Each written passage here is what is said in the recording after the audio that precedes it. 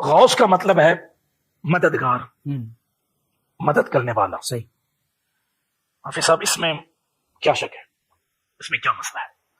ہمیں تو مسئلہ نہیں، جنہیں مسئلہ ہے وہ ویسے ہی مسئلہ ملجھے رہتا ہے، اسی لیے انہیں مسئلہ ہے۔ غوث کہتے ہیں مدد کرنے والا، اور غوث اعظم کا مطلب ہے سب سے زیادہ مدد کرنے والا، سب سے بڑی مدد کرنے والا۔ ٹھیک ہے؟ اور اللہ تبارک و تعالیٰ نے آپ کو غوثیت کبریٰ کے منصب پر فائز کیا ہے، اور جو غوثیت کبریٰ کے منصب پر فائز ہوتا ہے وہ غوث اعظم بھی ہوتا ہے۔ اب بعض لوگوں کو یہاں پر یہ شائبہ جاتا ہے کون سے پیلر نہ ہونے کی وجہ سے کہ سب سے بڑی مدد کرنے والا تو اللہ ہے، اللہ، اور یہ پیران پیر دستگیر 11ویں والے پیر بڑے پیر کو یہ غوث اعظم کہتے ہیں۔ تو یاد رکھیں، جب یہ بات کلیئر ہو گئی کہ اللہ تبارک و تعالیٰ کے جو انبیاء ہیں، جو رسول ہیں، جو اولیاء ہیں، سلطان الاولیاء، ان سب کو شان اللہ نے دی، بے شک، سبحان اللہ، ان سب کی شان عطائی ہیں بے شک، اللہ کی اذن سے، اللہ کے حکم سے، اور اللہ تبارک و تعالیٰ کا جو ہے وہ سب ذاتی ہے، بے شک، سبحان اس کا حقیقی ہے، اس نے سب کو دیا، اسے کسی نے نہیں دیا۔ غوث اعظم کا مطلب سب سے بڑی مدد کرنے والا۔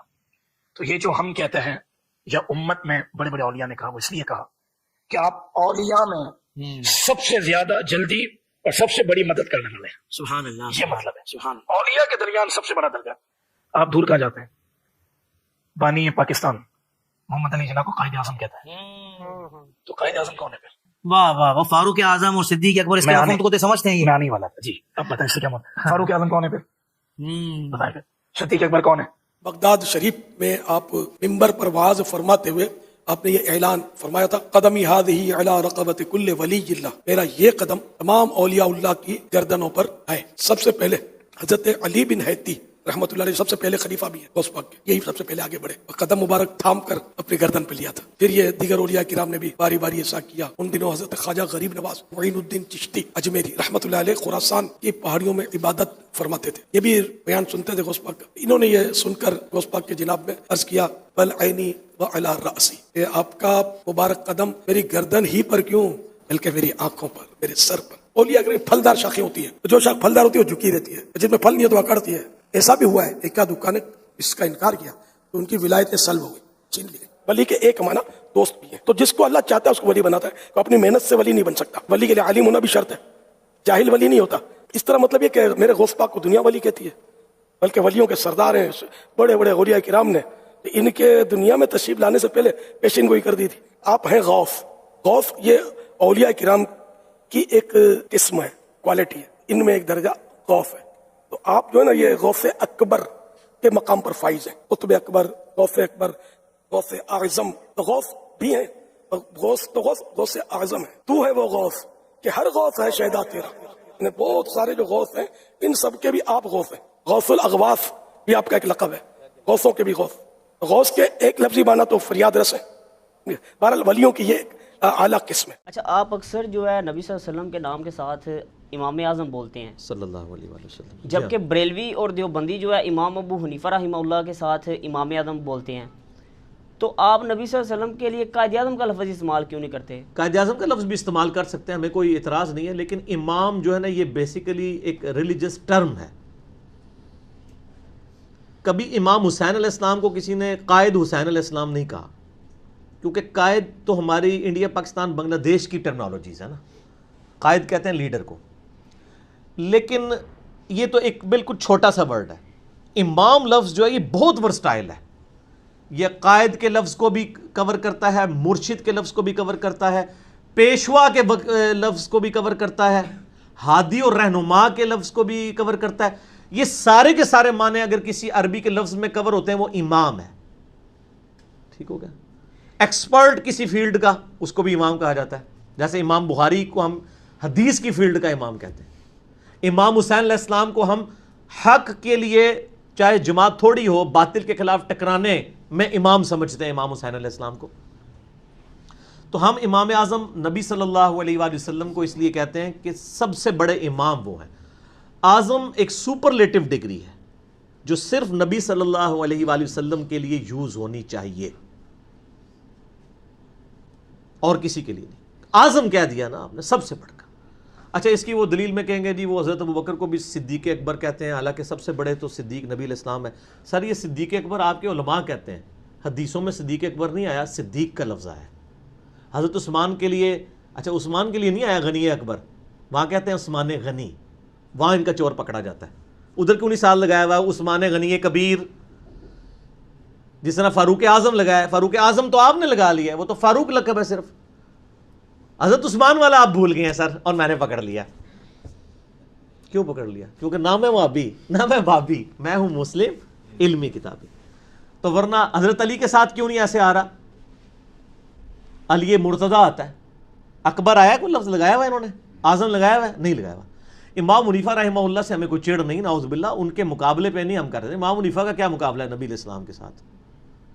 ان کا تو اپنے دور میں کئی اماموں کے ساتھ مقابلہ نہیں ہے، تو ان سے بڑے امام ان کے دور کے اندر موجود ہیں. امام جعفر الصادق رحمہ اللہ تعالی المتوفی 148 ہجری، جو اہل بیت میں سے ہیں، اہل سنت اہل تشیع دونوں کے ہاں امام مانے جاتے ہیں، وہ امام حنیفہ کے استاد ہیں. پھر امام ابو حنیفہ کے ایک دوسرے استاد ہیں امام زید بن علی بن حسین. امام زین العابدین جو تھے نا، علی بن حسین المتوفی 95 ہجری، ان کے دو بیٹے تھے، محمد باقر اور دوسرے زید ابن علی. ٹھیک ہے، تو وہ زید ابن علی جو ہیں 124 ہجری میں فوت ہوئے ہیں، وہ امام حنیفہ کے استاد ہیں، اہل بیت میں سے. تو وہ خود امام اعظم ہیں اگر امام اعظم ان کے دور کے اعتبار سے دیکھا جائے. تو اس لیے ہم کہتے ہیں کہ یہ اماموں کو آپ اماموں تک رکھیں، اعظم کا لفظ صرف نبی صلی اللہ علیہ وآلہ وسلم کے ساتھ منسوب کریں، جو امام الانبیاء بھی ہیں. صحیح مسلم میں حدیث ہے کہ شب معراج نبی صلی اللہ علیہ وآلہ وسلم فرماتے ہیں اللہ تعالیٰ نے نبیوں کو بیت المقدس میں جمع کیا، اور اب میں انتظار میں تھا کہ امامت کون کرے گا، تو مجھے جبرائیل علیہ السلام نے کہا آپ آگے ہوں، آپ ان کی امامت کروائیں گے. اسی لیے ہم نبی صلی اللہ علیہ وآلہ وسلم کو امام الانبیاء کہتے ہیں. علم کی بنیاد پہ حضرت آدم علیہ السلام کی فضیلت فرشتوں پہ ہے، اور ہمارے نبی علیہ السلام کی فضیلت باقی انبیاء پر ہے.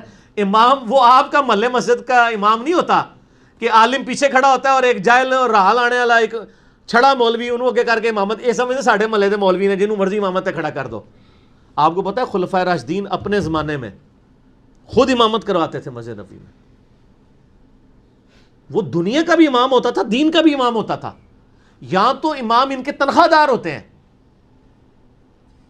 کئی بار علماء پیچھے کھڑے ہوتے ہیں اور عام چھڑے مولوی آگے امامت کروا رہے ہوتے ہیں، جن کو بس 2-4 صورتیں یاد ہوتی ہیں، وہ بھی صحیح نہیں. وہ امامت کے اہل نہیں ہوتے. ان کی موجودگی میں ان کو امامت کروانی چاہیے جو علماء ہیں. تو امام الانبیاء کا لقب آپ صلی اللہ علیہ وآلہ وسلم کے لیے ہے. امام اعظم بھی ہیں، امام کائنات بھی ہیں. آپ نہ چڑھا کریں، اور نبی علیہ السلام کی جب بات ہو رہی ہو نا تو آپ فوراً اپنے بزرگوں کی فکر میں نہ لگ جایا کریں.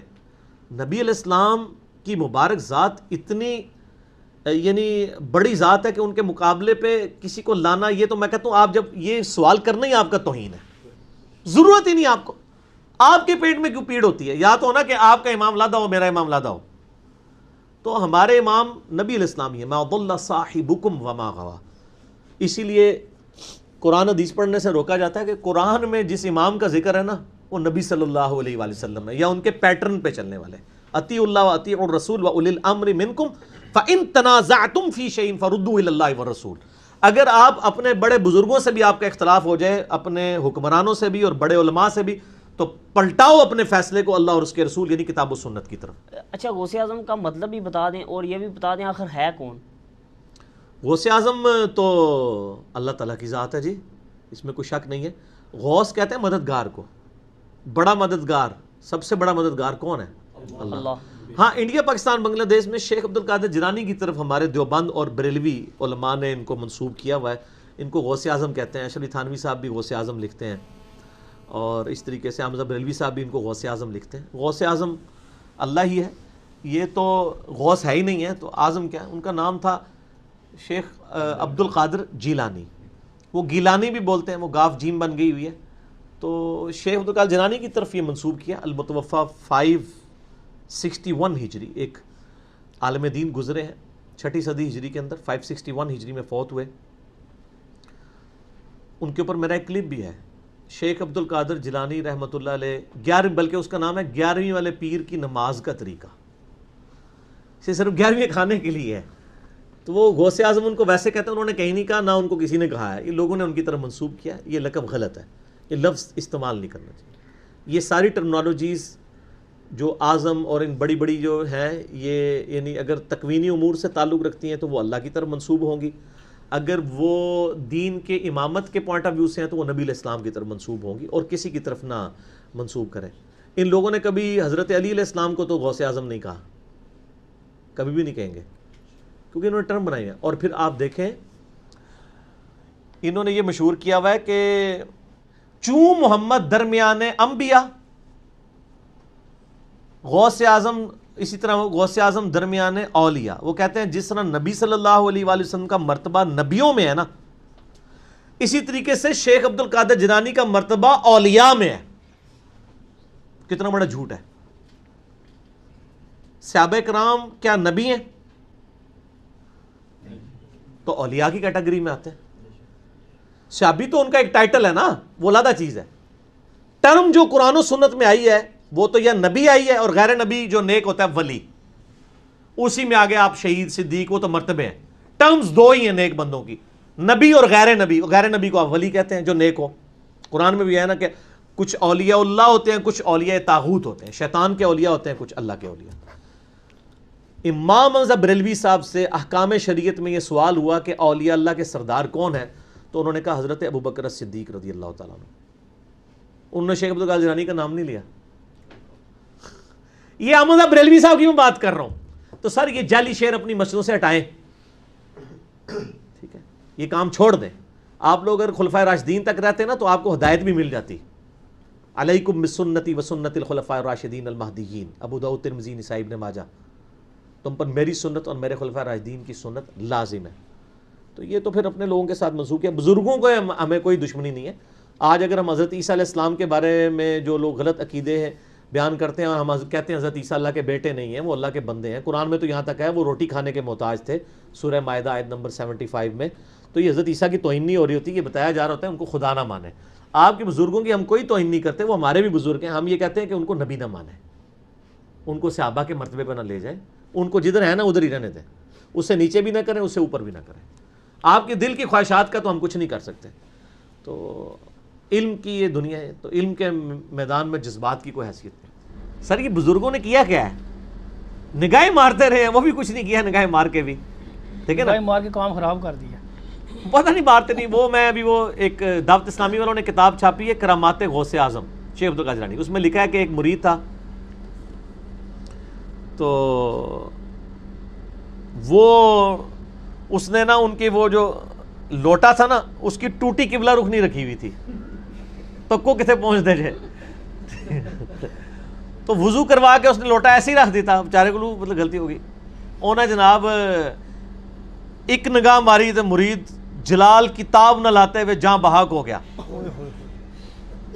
یہ لکھا ہوا ہے.